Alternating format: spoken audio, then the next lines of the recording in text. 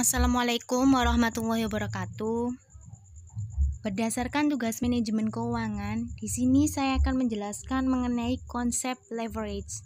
Sebelumnya, perkenalkan, nama saya Maulani Bella Rosiana Dewi, NIM 19,0301198 dari kelas manajemen C Pagi.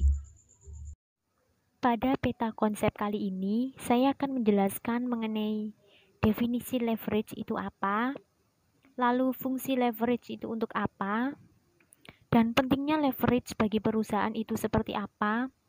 Yang keempat, keuntungan dan kerugian dari besar atau kecilnya rasio leverage dalam perusahaan. Selanjutnya, ada definisi leverage. Leverage sendiri merupakan penggunaan aset serta sumber dana oleh perusahaan yang memiliki biaya tetap atau beban tetap. Konsekuensi penggunaan aset ini yakni harus menanggung beban atau biaya tetap yang berupa biaya penyusutan atau depresiasi. Dari konsekuensi ini, muncul ketidakpastian bisnis dan keuangan. Ketidakpastian bisnis berupa perubahan volume penjualan harga, jual, dan biaya variabel. Sedangkan ketidakpastian keuangan berupa perubahan EBIT. Untuk menganalisa leverage, kita bisa menggunakan laporan laba rugi. Jenis-jenis leverage. Yang pertama ada leverage operasi, yakni penggunaan aktiva atau operasi perusahaan yang disertai dengan biaya operasi tetap. Yang kedua ada leverage keuangan, yakni penggunaan hutang sebagai pendanaan bagi perusahaan untuk meningkatkan kinerja perusahaan. Yang ketiga ada leverage kombinasi, yang merupakan kombinasi dari leverage operasi dan juga leverage keuangan. Leverage kombinasi ini bisa juga dikatakan sebagai leverage gabungan. Leverage gabungan terjadi apabila perusahaan mempunyai leverage operasi dan leverage finansial yang baik. Selanjutnya, fungsi leverage. Yang pertama, mengetahui posisi perusahaan. Dalam hal ini, posisi perusahaan terhadap kewajiban kepada pihak kreditor. Yang kedua, menilai kemampuan perusahaan. Dalam hal ini, perusahaan diharapkan dapat menilai kemampuannya dalam memenuhi kewajiban yang bersifat tetap seperti angsuran pinjaman dan bunga. Yang ketiga, menilai seberapa besar pengaruh hutang kepada perusahaan terhadap pengelolaan aktiva. Yang keempat, menilai seberapa besar aktiva yang dibiayai oleh hutang. Yang kelima, mengetahui jumlah pinjaman dana yang akan segera jatuh tempo. Yang keenam, menilai berapa bagian modal yang dijadikan jaminan utang jangka panjang. Yang ketujuh, mengetahui keseimbangan antara nilai aktiva, khususnya aktiva tetap dengan modal. Pentingnya leverage bagi perusahaan. Yang pertama ada nilai dana. Jadi leverage ini penting bagi perusahaan untuk mengetahui apakah nilai dana yang diperoleh tersebut kurang ataupun lebih. Yang kedua, perkembangan dan perbandingan. Jadi dapat diketahui apakah sumber dana tambahan membuat operasional lancar ataupun tidak. Yang terakhir, kemampuan perusahaan. Leverage sangat penting bagi perusahaan untuk mengetahui apakah perusahaan sanggup menjalankan kewajibannya ataupun tidak. Selanjutnya, tinggi rendahnya nilai leverage. Leverage yang tinggi memiliki keuntungan bahwa nilai margin minimum yang dibayarkan setiap transaksi semakin sedikit. Sedangkan kerugiannya adalah semakin tingginya arus kas pendapatan. Untuk leverage yang rendah, keuntungannya adalah semakin rendahnya resiko pendapatan. Sedangkan untuk kerugiannya adalah nilai margin minimum yang dibayarkan setiap transaksi akan semakin besar. Untuk materi selanjutnya, saya akan menjelaskan mengenai struktur modal. Yang pertama, saya akan menjelaskan definisi dari struktur modal. Yang kedua, fungsi struktur modal. Yang ketiga, pentingnya struktur modal bagi perusahaan. Dan yang terakhir, komposisi terbaik struktur modal yang harus diterapkan oleh perusahaan. Menurut Keon, Struktur modal merupakan paduan ataupun kombinasi sumber dana jangka panjang yang dipakai oleh suatu perusahaan.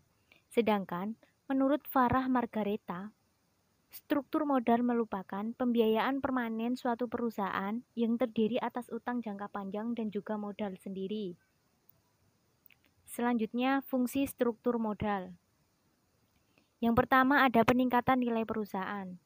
Jadi, struktur permodalan yang sehat dapat membantu meningkatkan harga saham di pasar dan ini akan meningkatkan nilai perusahaan. Yang kedua, pemanfaatan dana yang tersedia. Struktur modal yang dirancang dengan baik dapat memastikan keuangan dan pengumpulan dana dalam proporsi yang baik. Yang ketiga, memaksimalkan pengembalian. Struktur permodalan yang baik memungkinkan mengembalikan untuk meningkatkan laba perusahaan dalam bentuk pengembalian yang lebih tinggi kepada pemegang saham. Yang keempat, minimalisasi biaya modal. Yang berarti struktur modal yang sehat akan memaksimalkan kekayaan pemegang saham melalui meminimalkan biaya modal secara keseluruhan. Yang kelima, memaksimalkan atau posisi likuiditas. Struktur permodalan yang sehat tidak pernah memungkinkan perusahaan bisnis untuk menaikkan terlalu banyak modal utang karena pada saat pendapatan buruk, solvabilitas terganggu untuk pembayaran bunga wajib kepada pemasok hutang. Yang keenam, fleksibilitas. Struktur modal yang sehat menyediakan ruang untuk ekspansi atau pengurangan modal utang sehingga sesuai dengan kondisi yang berubah, penyesuaian modal dapat dilakukan. Yang ketujuh, pengendalian tidak terganggu. Maksudnya, struktur permodalan yang baik tidak memungkinkan pemegang saham mengontrol bisnis yang terdilusi. Yang terakhir, yakni minimalisasi risiko keuangan. Jadi, jika konsumen utang meningkatkan dalam struktur modal perusahaan, risiko keuangan yaitu pembayaran biaya bunga tetap dan pembayaran jumlah pokok utang tepat waktu juga akan meningkat. Struktur modal yang sehat melindungi perusahaan bisnis dan resiko finansial semacam itu melalui campuran utang atau ekuitas yang bijaksana dalam struktur modal. Pentingnya struktur modal bagi perusahaan. Yang pertama, kondisi keuangan perusahaan. Dengan ini kita bisa melihat dari mana perusahaan mendapat dana untuk membiayai kebutuhannya. Yang kedua, mempengaruhi harga saham. Jadi setiap perubahan yang terjadi pada struktur modal maka akan mempengaruhi harga saham. Yang ketiga, melihat resiko perusahaan. Struktur modal yang dapat digunakan untuk melihat persentase hutang apakah tinggi ataupun rendah. Selanjutnya, komposisi terbaik struktur modal. Yang pertama, nilai modal sendiri harus lebih besar dibandingkan dengan nilai modal asing. Perhitungan atau perbandingannya bisa digunakan modal sendiri dibanding modal asing sama dengan 70% dibanding 30% atau bisa juga 60% dibanding 40%. Asalkan modal sendiri lebih besar daripada modal asing.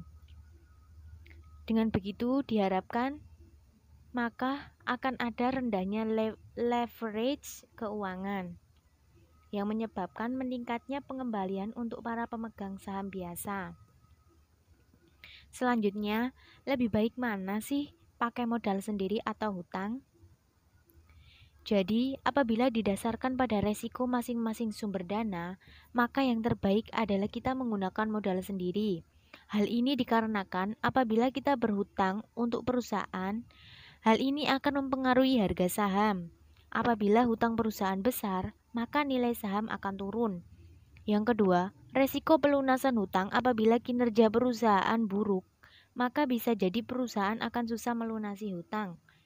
Yang ketiga, keuangan akan terbebani bukan hanya pokok hutang saja, akan tetapi juga beban bunga dari hutang tersebut. Yang terakhir, ada beban pengeluaran setiap bulan yang menjadi tinggi akibat adanya cicilan hutang tersebut. Sedangkan apabila kita menggunakan modal sendiri untuk jalannya kinerja perusahaan, kita tidak perlu membayar bunga. tetapi hanya membayar dividen saja. Baik, terima kasih atas perhatiannya. Berikut sedikit materi mengenai konsep leverage dan struktur modal. Mohon maaf apabila ada kurang dan salah kata. Saya akhiri. Wassalamualaikum warahmatullahi wabarakatuh.